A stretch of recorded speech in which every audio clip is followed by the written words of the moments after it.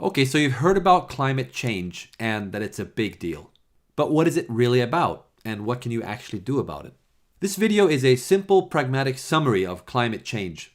We'll cut through the noise and confusion and focus on the basic facts so you can figure out how to help, okay? So here's the situation. The climate is kind of broken, and we're in trouble because, well, we're stuck on this one planet, so our lives depend on it.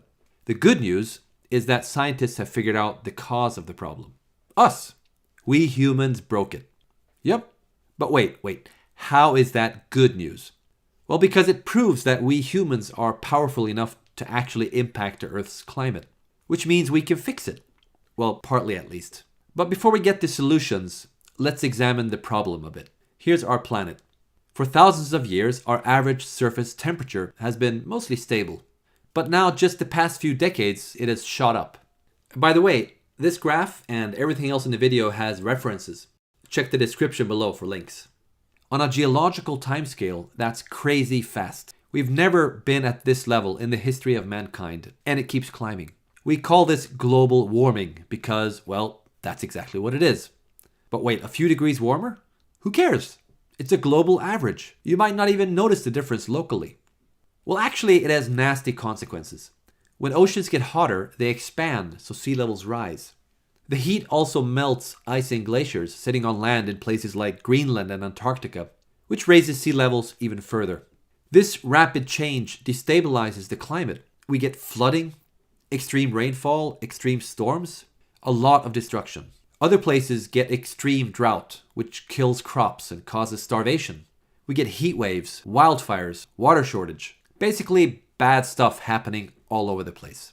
Sure, we've always had storms and droughts and stuff from time to time, but global warming makes them more frequent and more extreme. All this climate-related destruction forces more and more millions of people to flee their homes permanently. And where do they go? Even the places that are lucky enough not to be hit by extreme weather, they need to deal with the growing stream of climate refugees showing up at their doorstep. More people fleeing, fewer places to go, that's a recipe for instability and war, which in turn generates even more refugees, compounding the problem.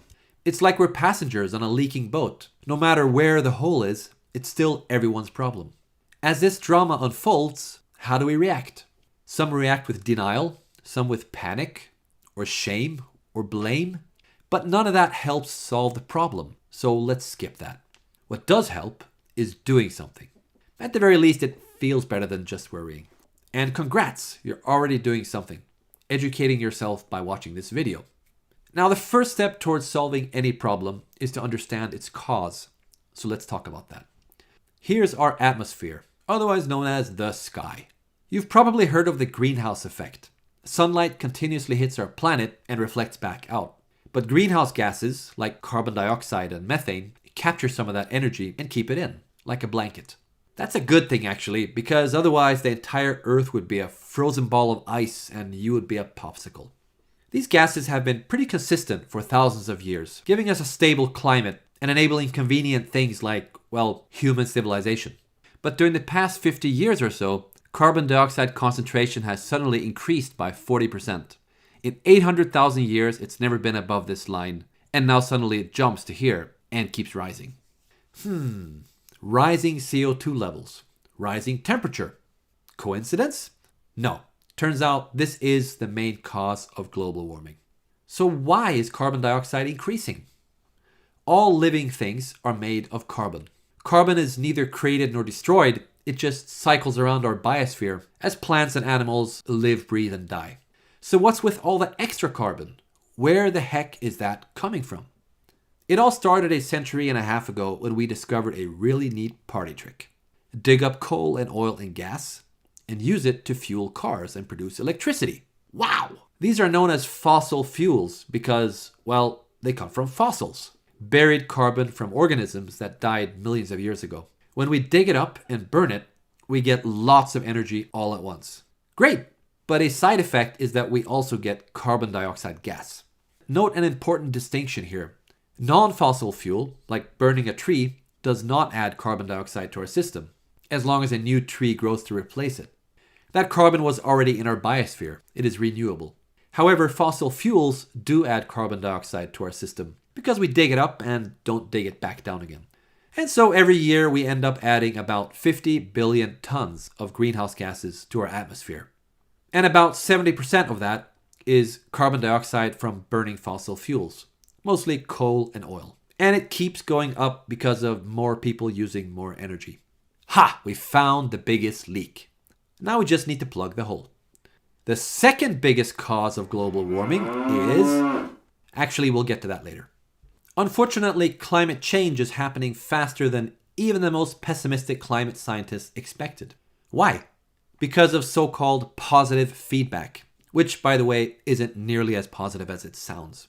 The biggest feedback loop is water vapor. Hotter oceans cause more evaporation. And water vapor is actually also a greenhouse gas, so that causes further global warming.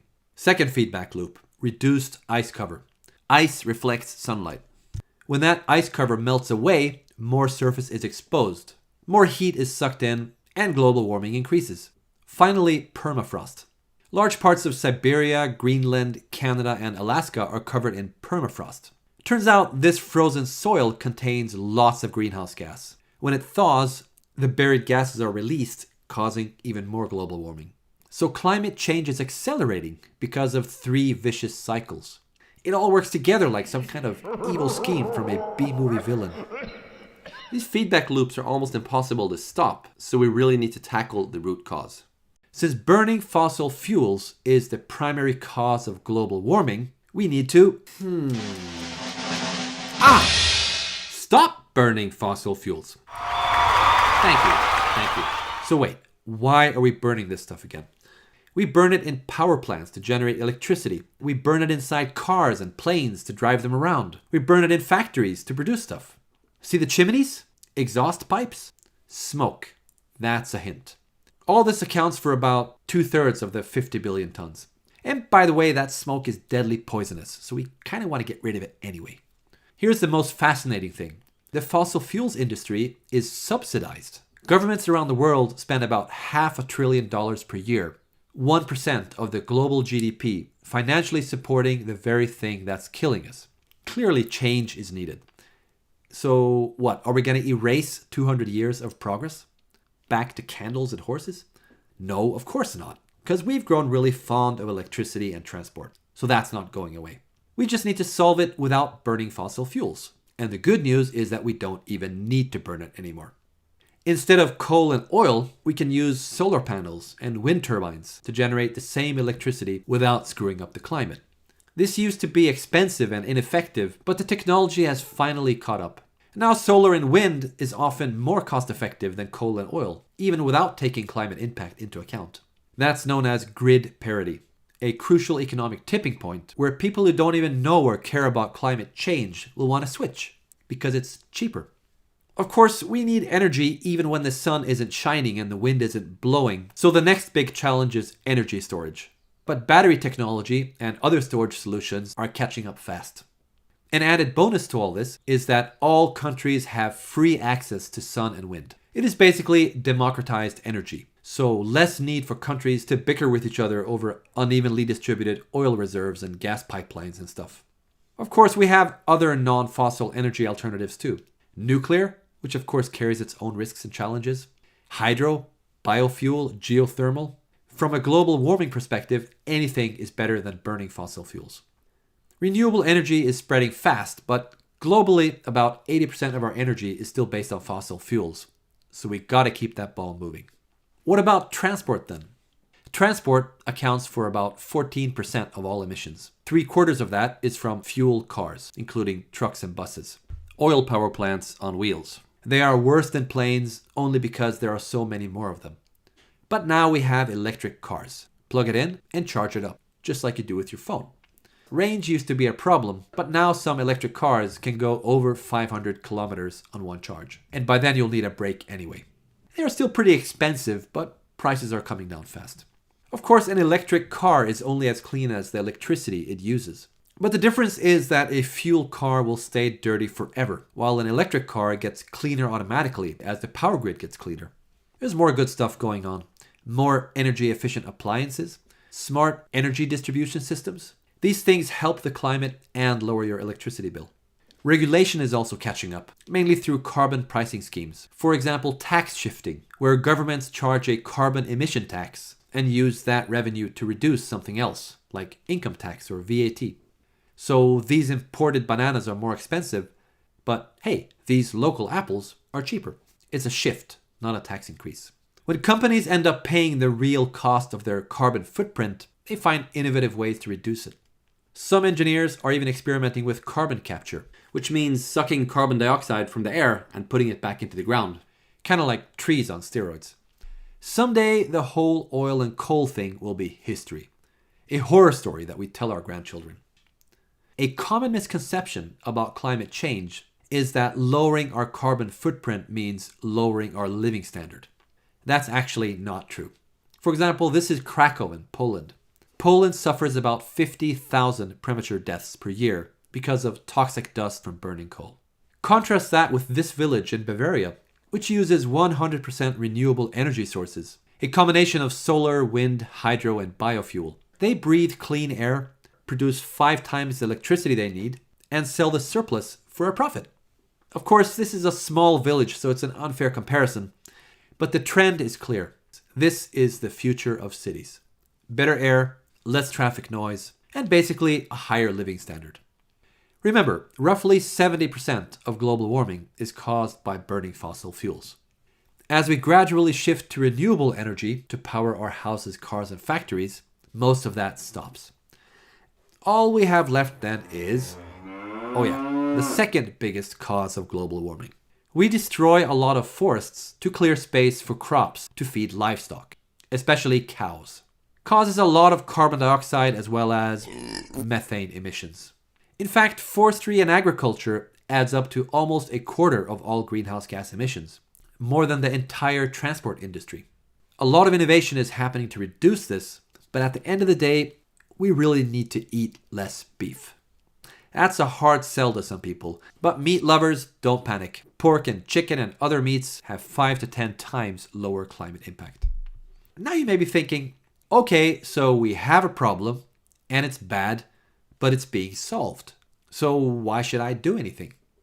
The problem is we need to speed up. There are plenty of bumps on the road. Technical challenges, political challenges, and of course resistance from oil profiting organizations that don't really appreciate going obsolete. The faster we move the ball, the less of these horrible consequences we need to suffer. So what can you do? In management circles, people are often referred to as resources. Nah, people aren't resources. People have resources. Money, time, passion, creativity, skills, tools, and of course connections to other people who in turn have their own resources.